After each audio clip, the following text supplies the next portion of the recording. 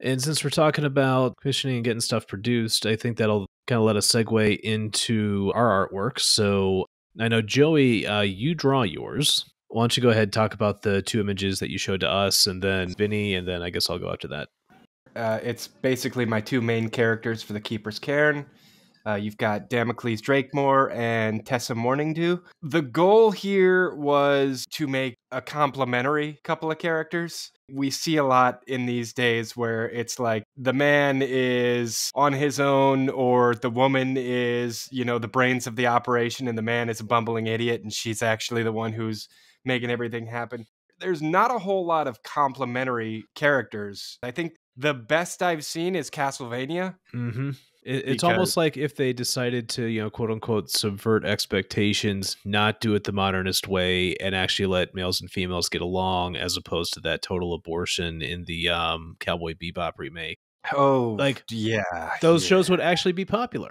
They would, because their characters would make sense. And honestly, even at one point, my wife was like, Tessa seems like she's way more powerful than Damocles. And I had to explain to her, Tessa is complementary to Damocles in that Damocles is not an adventurer. Tessa is. So when it comes to combat, Tessa has a lot more experience. But when it comes to raw magic aptitude, Damocles is extremely powerful. Tessa's kind of purpose in the story is to bring Damocles into that world of adventurers and teach him to start actually fighting monsters and rounding his character out that way. Oh, very good. And as I'm looking at these two, the other thing I'm looking at as well is the color schemes on the characters. And so I see, of course, you've done red and green, right? Damocles has the fire in his hand, so that tells me he's got to be some kind of fire magician, right?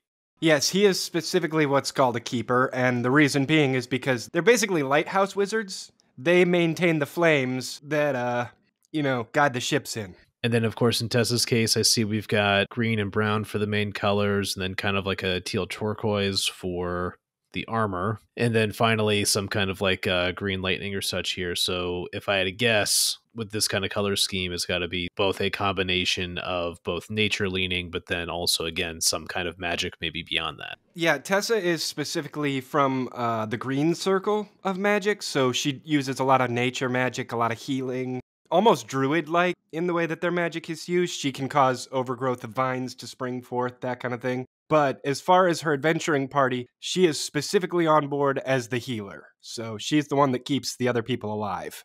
Okay. Looking at the armors, why did you choose the armors that you did? Well, since they are both wizards, I don't like the D&D thing where, like, wizards don't wear any armor. I feel like if you're out there adventuring and potentially fighting monsters and being attacked by big scary demons and shit, you're going to want some armor. So basically, they have light armor that is segmented to cover vital spots. As you can see, Damocles wears basically just the half plate, but doesn't have anything that's on his arms that might reduce his manual dexterity. And as you can see with Tessa there, like, she's got a shoulder board on the one side, but she doesn't have one on the other side. And she's wearing the wrist bracers, but nothing, again, that would too drastically reduce manual dexterity so that they can still make the mystic gestures and everything. Nice. So we've got our two wizards here, one training the other. And you know what? I can almost kind of like see it. I can almost like see Tessa leading Damocles into the forest, right? Like I can see that mental image. And Damocles, being the more experienced wizard, is the one who teaches Tessa how to kind of bring her magic to the next level. And he looks like the guy that when he's just like, you know what, I'm done. He's just going to like just blast whatever the heck it is. His type of magic is elemental, so the elemental magic comes from the Circle of Storms. Yeah, they take the direct approach, like more firepower will make job more done. Yes, exactly. Let's look at the Little Chat, of course. Again, great short comic that's been blowing up over this year. And so I saw, Vinny, so you brought up Little Chad and Aunt Karen. Yeah, because in terms of character design, they're kind of the two most prominent ones. You got the lead character, obviously, with Little Chad, and then the foil character, which I guess is true, but I kind of get away from that a little bit, obviously, if you read the comic strip a little bit. But what I did is in terms of character design with coming up with these characters, we wanted to take kind of the iconography of things that people are used to and kind of inspired me, when making the comic strip. So I read a lot of Calvin and Hobbes when I was younger.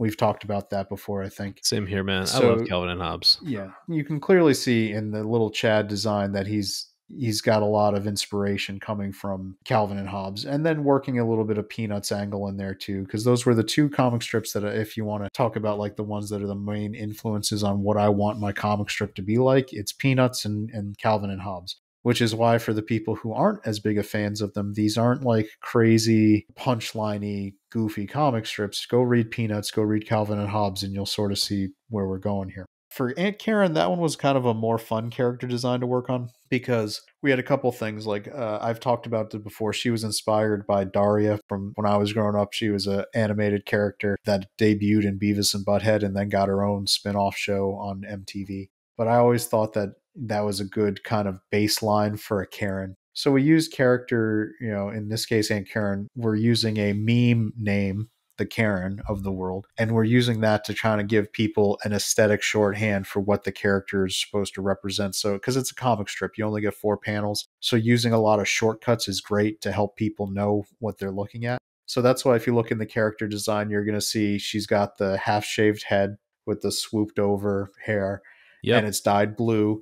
These are visual cues to kind of give you an idea of the type of personality you're going to be dealing with. It is what it is, right? This is, people see that haircut and that hair color, and you're going to think a certain thing. And that's what I was trying to make sure people did. And then if you want to go a little more specific, you can see that even on the shirt she wears, the sweater, she's got a communist raised fist, raised fist on it.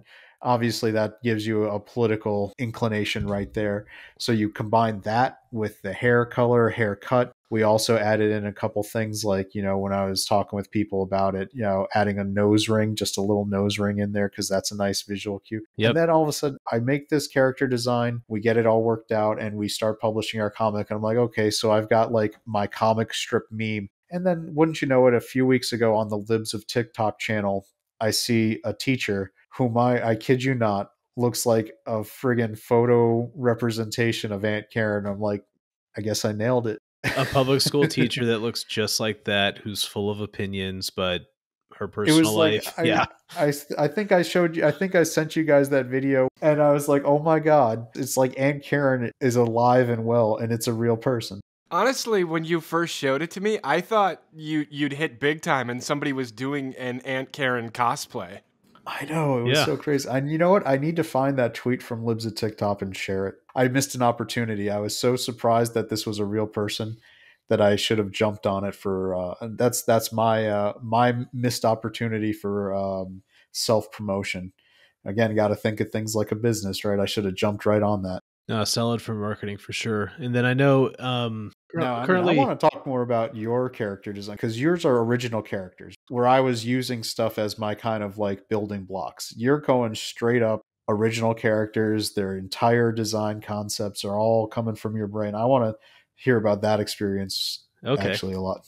Yeah, so of course, this is for the series Petropatriot. I guess to kind of summarize it, it's a very heavily science-themed comic. Also, the other part of the theme is I call it a dystopian comedy because it's in this post-American dystopian society. And yet, somehow, the main character just manages to have ridiculous amounts of fun while making everyone look kind of silly as they save the world. A little background for the main character, Petropatriot. Actually, 15 years ago, I was playing around in Flash, and I created this kind of like Mega Man ripoff where I like put him in a lab coat with my favorite like blue shirt and tie at the time. And that character was called Laboratory Mike. And I just did these like really silly animations of like him blowing himself up doing stupid stuff. And the whole like superhero concept came much later. But the design of Petro is still very heavily influenced by that original character. He still wears the same pants, lab coat. The only thing that's really changed is his tie color. And the other part too is the way the power set works in this world is that people get mastery over different sciences and they can create like materials and processes based on that. So of course, like he creates a pair of jet engines because in chemical engineering, how you do jet engines is like a very classic problem that you do to learn that stuff. So like that was part of it. The other kind of interesting thing that factored into it were also the two weapons that he has, which are a rod and a squirt gun. Because the other part of this as well is the character's supposed to be kind of a Bill Nye wannabe. If you remember, like a whole generation of kids who would have been my age, like they'd be 30s now, they remember the original Bill Nye and like Mr. Wizard shows, and like they would go and just like blow stuff up in their backyard, like trying to do science themselves. So that was kind of the inspiration behind the character. The other part of it too is because he has no actual guns and he has no sharp objects, which other characters have. That goes into the last part of who this character is narratively, which is he will do direct confrontation, but he prefers to use unexpected, out of left field solutions to problems. He would rather think up of like something slippery and trip somebody up, or create other situations where like people get themselves into trouble, or if he does actually do something explosive, it's usually triggered by the squirt gun, so that you have these like really big tough characters that he literally just like squirt guns them to win. So all the humor, all of the theming of the character all gets packaged into those design choices. So that was the main thing for him. And I guess a couple of the others we can talk about. Of course, there is a girl who is a rival / possibly other things named Grace. This gets into like the actual like society and world building characters, because there's two sides to her currently. She has both a civilian clothes costume variant, as well as she's like a junior political officer in the regime as the other variant. And you'll notice both costumes feature the color white, because this was going back and looking at color theories, that the color white is a color representing innocence. And then in the civilian variant, you'll also see she always carries a bunny with her called Mr. Flapsy, which she calls by name. And so that is, okay, we want an innocent character who's going to learn the truth about the world. So it's like you just drop in elements like this to really play up that aspect. So that was the kind of idea behind some of those choices. The other kind of interesting thing too, and this kind of hints at the relationship that they have, this one is actually like just purely out of personal experience. But the very first time that I saw a girl and I'm like, man, I am in the presence of the feminine, it was at summer camp, and it was one of the female staff, and she was playing the flute for us. There were like 4 or 5 guys there. Come on, Mike. We've all seen American Pie. We're going to make the joke. I know you're going to make the joke, dude. But that is the truth, man. This one time at band camp. I knew you were going to do it, Vinny. But it's the truth. And like that is the story behind the flute. The actual story. I'm looking hilarious. back at the picture where we've got Petro holding the squirt gun, and I'm thinking to myself, he has terrible trigger discipline. Like, I don't know what's in that gun. I was going to say, and by the way, yes, when it comes to taking notes about commissions, the image you're talking about, he does have bad trigger discipline. And this is actually something you do need to instruct artists, because a lot of artists actually don't know trigger discipline. On other artwork, I added that as a specification anytime that they have him holding the squirt gun. In this case, it's a super soaker, didn't it? I mean, I think even people who don't know guns that well remember having super soakers, right? I mean, or at least the knockoff versions of them from the dollar store. Yeah, but we're talking Petro here. We don't know what's in that super soaker. I'll go ahead and tell you, this is like the main spoiler for the whole comic. It is always water. He never uses it for anything else. Now the key is, if you ever see any different kinds of like powders or lumps of clayish material, you don't know what that is, but I guarantee you it will react with that water a lot. Well, that's one way to do it. Yeah. I like unexpected stuff that like where it's funny because they're like, oh, they think his power set is going to mean that it's going to be something he can use that's dangerous on its own. And he can like in the middle of a fight, turn around and be like, I'm thirsty, and like squirt it in his mouth and just take a drink. Like, that's right. Because I mean, we all did that when we were kids, right? You got a drink from your squirt gun, right? When you were thirsty, you just squirted it. Might have to have him have like the bandolier with different colored canisters. Yeah, well, he does have like, I have it that he has like a kind of set of toe straps, and sometimes he carries a gas can, sometimes he carries the squirt gun on it. We can definitely attach some of that. We can attach pouches if we wanted to. So many pouches. Oh, come on. Please give Petro some, you know what? Maybe not one like normally, but when he's about to go to like a real rumble, he's like, hold on, I need to get some stuff. And like, what's with all the pouch? Make it a joke. Make him fight somebody named Liefeld and have to get some pouches. That's where it would be hilarious. Hey, maybe that can be the real name for one later on character named Chain Gang. His real name can be Liefeld. Or it's the And company where they order the pouches from. I've got some Liefeld pouches in the mail, and I'm going to use them today. There you go. But and, yeah, and one of the guys is like, "Are you ready to go now, Cable?" And he goes, "Oh, I have one of those too." It's in this pouch right here. Yep. Yeah, we'll keep going. I'll show you a couple of other character designs as well. So I told you about the costume variants and the junior political officer one. You know, another part, because some of this is just you get character designs out of life experience. So like I said, like Petro is very much tied up with this like Bill Nye-ish image of like a guy in a lab coat that I drew years ago, and I've like adapted since then. And then for this dystopian aspect, family wise, like, you know, I married a Chinese girl. I've been over there 6 times. I've spent a lot of time with family and from like all different levels of society over there. And so I will tell you that has affected my thinking and my writing a lot. And a big part of that is how communism actually works in a practical sense. You will see a lot of that in this comic. I kind of like want to like let people see like if it ever came here, what would it actually look like? And short answer is it sucks, but it sucks in a very particular way. But that also factors in for these political officer costumes.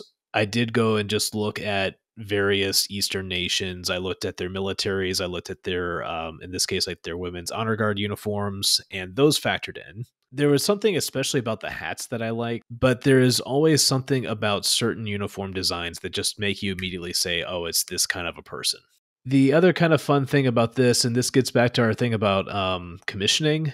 So originally I was working for a variant costume on the character named Grace. So that's kind of this like rival / interest that Petro has because she kind of represents being committed to the regime and he's the opposite.